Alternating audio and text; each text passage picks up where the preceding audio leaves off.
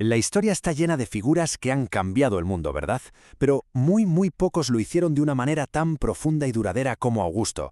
Estamos hablando del hombre que puso fin a las guerras civiles que desangraban Roma y de paso forjó uno de los imperios más poderosos de la historia. A ver, para que nos hagamos una idea de su importancia, primero hay que imaginar el caos absoluto. Roma llevaba casi 100 años, un siglo, destrozándose a sí misma. Era una época de conflictos políticos brutales, de generales con ambiciones desmedidas y de una violencia que de verdad amenazaba con borrar la República del mapa para siempre. Y sin embargo, de entre todas esas cenizas, de todo ese caos, surgió algo que nadie podía ni imaginar. 200 años de una paz y una prosperidad que no se habían visto nunca.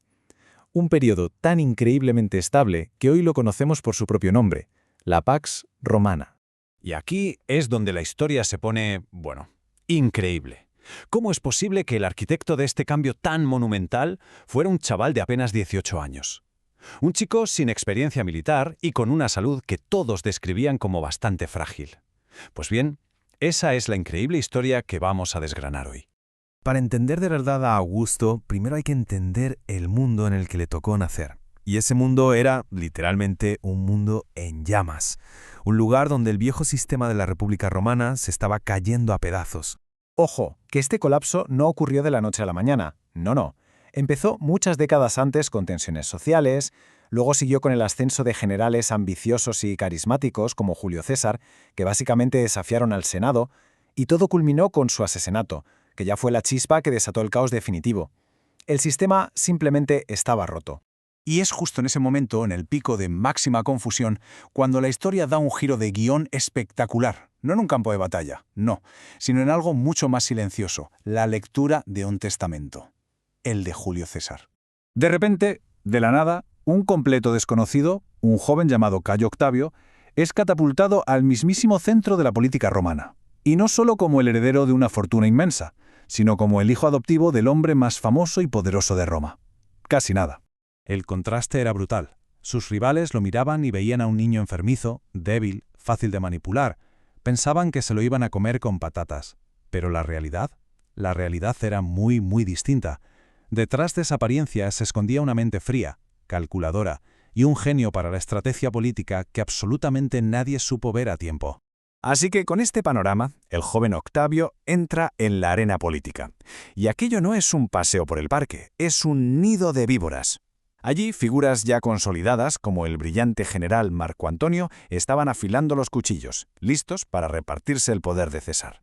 Pero Octavio, contra todo pronóstico, hace una jugada maestra. En lugar de enfrentarse directamente a sus rivales, forma una alianza con ellos, el famoso segundo triunvirato. Y ojo, a diferencia del primero, este pacto fue oficial, legal. Se concedieron a sí mismos poderes absolutos para, en teoría, reorganizar el Estado, que en la práctica significó una purga sangrienta de todos sus enemigos políticos. Claro, para mantener unida a esta peligrosa alianza de lobos necesitaban un objetivo común, algo que los uniera, y lo tenían clarísimo: cazar y destruir a los hombres que habían asesinado a César. La venganza era la excusa perfecta, y su causa compartida. Y esa misión de venganza culmina en la batalla de Filipos. Allí, las fuerzas de los conspiradores, con Bruto y Casio a la cabeza, son completamente aniquiladas. Con su muerte, el poder del triunvirato es absoluto. Pero claro, esto crea un nuevo problema, ¿no? ¿Qué pasa cuando te quedas sin enemigos comunes que cazar? Pues pasa lo que tenía que pasar. La alianza se hizo añicos. Sin nadie más contra quien luchar, los dos hombres más poderosos que quedaban, Octavio y Marco Antonio, se prepararon para el enfrentamiento final. El mundo romano se partió en dos, listo para la guerra civil definitiva. Y aquí es donde vemos el genio propagandístico de Octavio en su máxima expresión. Enmarcó el conflicto de una manera brillante. Él, en Occidente, era el defensor de las tradiciones, de los valores romanos de toda la vida, mientras que Antonio, en Oriente, era el general que había sido seducido y corrompido por una reina extranjera, Cleopatra. Lo convirtió en una guerra por el alma de Roma. Toda esa tensión, toda esa propaganda acabó desembocando en una de las batallas navales más importantes de la historia, frente a las costas de Grecia, la batalla de Accio. El destino del mundo literalmente se iba a decidir en esas aguas. Y el resultado fue una victoria aplastante. Total, Antonio y Cleopatra huyen a Egipto, donde, acorralados y sin escapatoria, acaban suicidándose. Con solo 32 años, Octavio se convierte en el dueño único e indiscutible de todo el mundo romano. Por fin, después de un siglo, las guerras habían terminado. Bien, Octavio tiene un poder absoluto, ¿sí? Pero ahora se enfrenta a su mayor dilema. Los romanos odiaban, pero odiaban con toda su alma, la idea de tener un rey. Un solo paso en falso y podía acabar exactamente igual que su tío abuelo César, asesinado en el Senado.